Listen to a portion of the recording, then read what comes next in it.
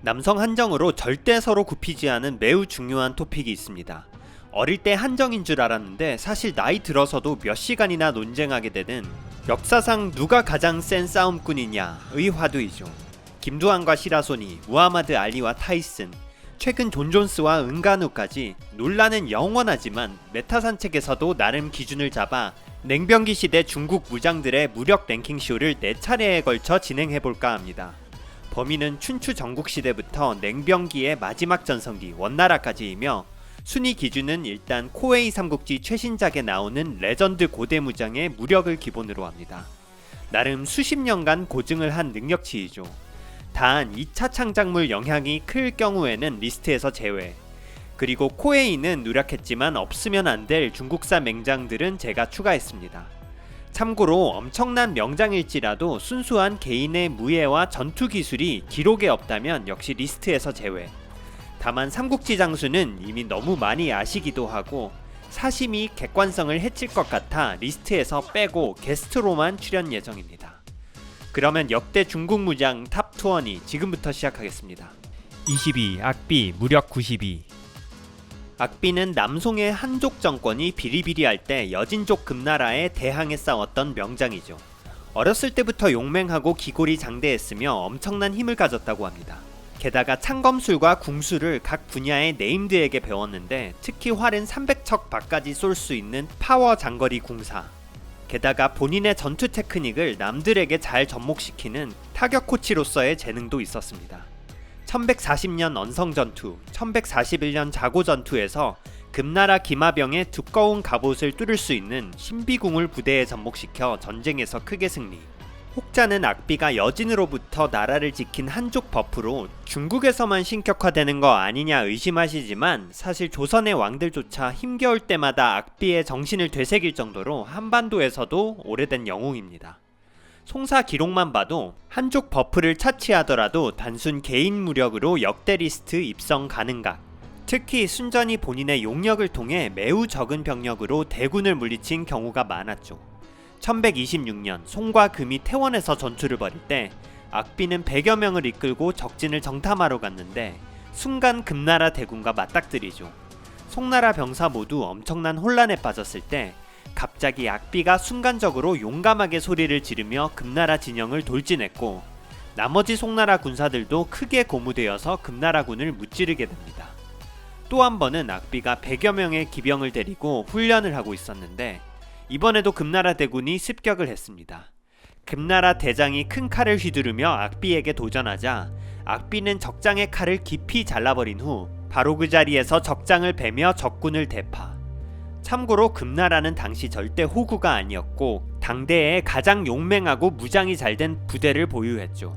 송나라 장군 종택은 악비가 하급 장교였을 시절에도 이미 용감함과 무예는 고대의 훌륭한 장수를 훨씬 뛰어넘는다고 언급할 정도였습니다. 공동 22 칭기즈칸 순위에선 제외 예정. 세계의 반을 차지한 역대 최강의 정복군주이자 혁신가 징기스칸. 코웨이에서는 무력 92로 책정해 19위에 해당합니다. 그런데 사실 원조 비사에 따르면 어렸을 때부터 체격이나 무예가 뛰어나지는 않았다고 합니다. 심증적으론 분명히 강했을 것 같지만 개인의 용맹함으로 전세를 역전시킨 기록이 부족하기에 이번 무력 랭킹에서는 제외하도록 하겠습니다.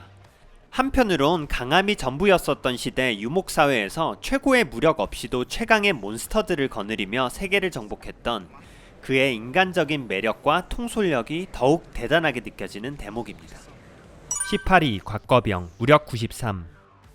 흉노에 시달리며 반쪽짜리로 건국한 한나라는 한무제 때 흉노를 격파하며 비로소 중원의 주인이 됩니다. 이때 곽거병과 위청의 활약이 가장 큰데 특히 곽거병은 초인적인 무예의 소유자. 어릴 때부터 말타기와 할쏘기에 능했는데 저는 무력만큼은 유년기 정보를 중시합니다. 조작할 이유가 별로 없으면서도 천부적인 피지컬과 운동신경을 객관적으로 드러낼 수 있는 정보이죠. 장군이 되어서는 무력 탑 랭커 특징답게 소수병력으로 대군을 자주 격파하는데요. 18살 흉노를 처음 상대할 때 그는 고작 기병 800여 명을 거느리고 본대를 떠나 수백 리를 진격하죠. 보통은 혈기 믿다가 각계격파 당하기 마련이지만 곽거병은 무려 2,000명 이상의 용맹한 흉노 병사를 죽이거나 생포하고 흉노 선우의 친척들 또한 직접 처단하는 강력한 모습을 보입니다. 기원전 119년 곽거병은 흉노를 쫓아 고비 사막을 넘어 무려 바이칼 호수까지 진격. 무려 13,000km가 넘는 엄청난 거리인데, 참고로 이 정도 스케일의 정복 사업을 벌인 중국 왕조는 800년이나 지나야 나타납니다. 이때에도 흉노왕 3명과 흉노장수 83명을 주살하는 엄청난 전공을 세우다가 일설에는 흉노가 독을 탄 물을 마시고 23살의 젊은 나이로 급사하죠. 사후에 경환후라는 시호까지 붙는데, 무용으로서 땅을 넓히다 라는 의미로서 짧은 생애만으로도 중국사 올타임 최고 명장에 등극하게 됩니다. 공동 18위 고장공 순위에선 제외 예정. 고장공은 남북조 시대 북제의 황족 장군으로 흔히 난릉왕으로 불립니다. 중국사 4대 미남으로 불릴 정도로 외모가 뛰어났는데, 그것보다 더 이름이 퍼지게 된 건 마스크맨 밈.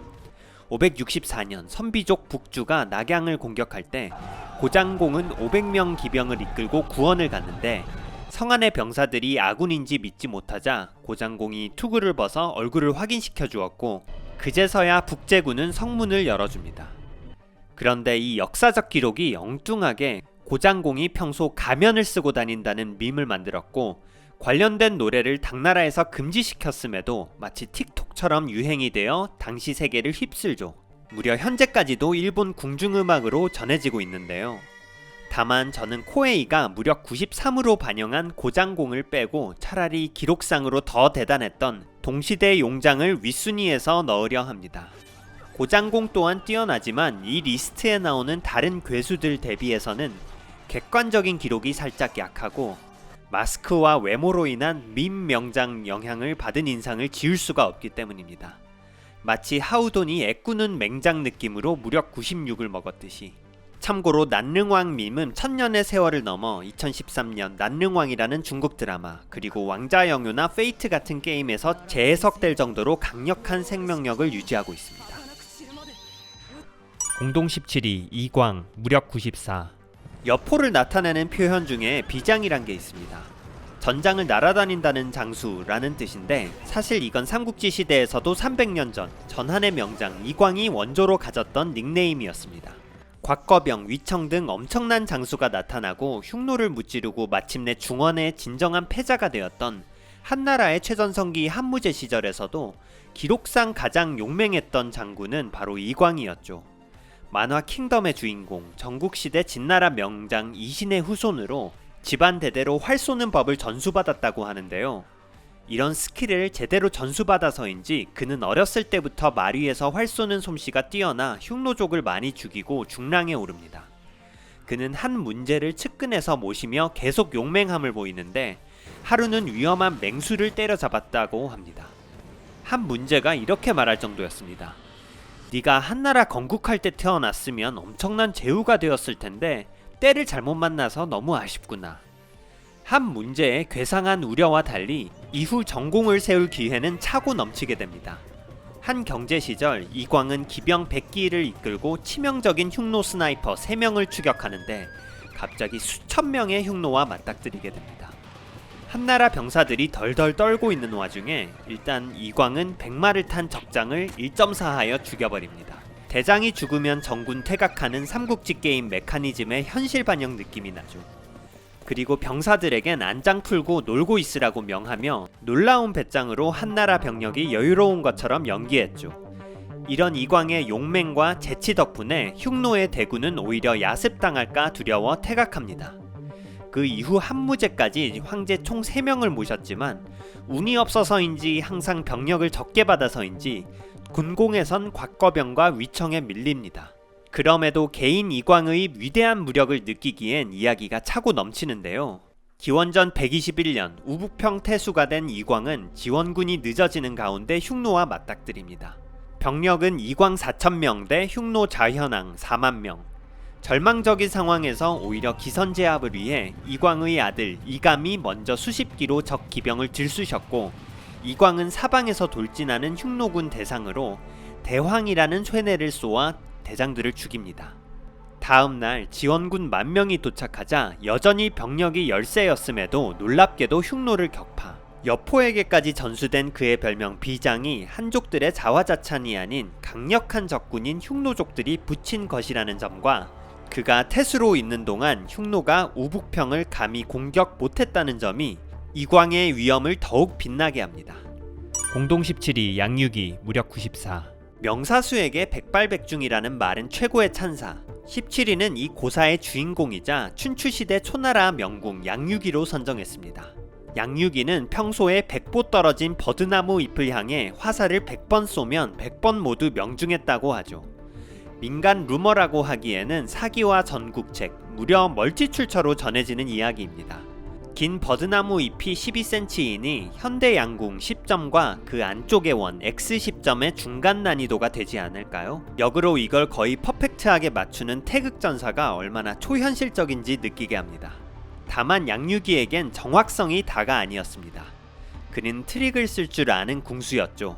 기원전 605년 초나라에 반란을 일으킨 투월초라는 자와 강사이를 두고 화살 3대씩 쏘는 컴퍼티션을 했는데 이때 양유기는 심지어 후공이라서 매우 불리한 상황. 투월초의 화살 3개를 초인적으로 피하거나 쳐낸 양유기는 본인의 공격대는 화살 없이 시위를 당겼고 투월초가 몸을 피하자 바로 그곳을 정조준해 단 한 발로 반란군 수장을 사살합니다.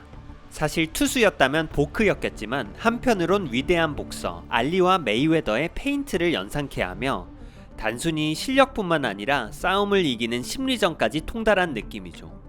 이 덕분에 양유기는 바로 잡병에서 대부로 승진. 30년 후 베테랑이 되어서도 여전한 실력을 뽐냅니다. 기원전 575년 진나라와의 얼릉 전투에서는 초공왕이 한쪽 눈을 잃는 부상을 당한 후 양유기에게 늑대 이빨 화살 3개를 주며 복수를 명하죠.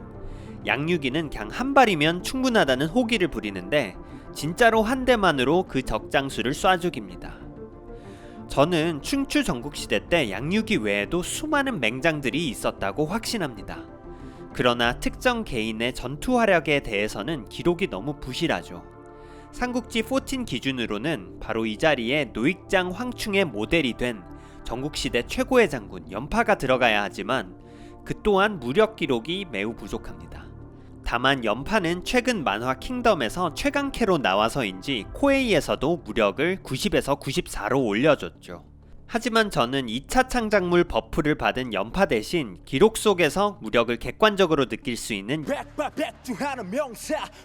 양유기가 그 자리에 더 적합하다고 판단했습니다.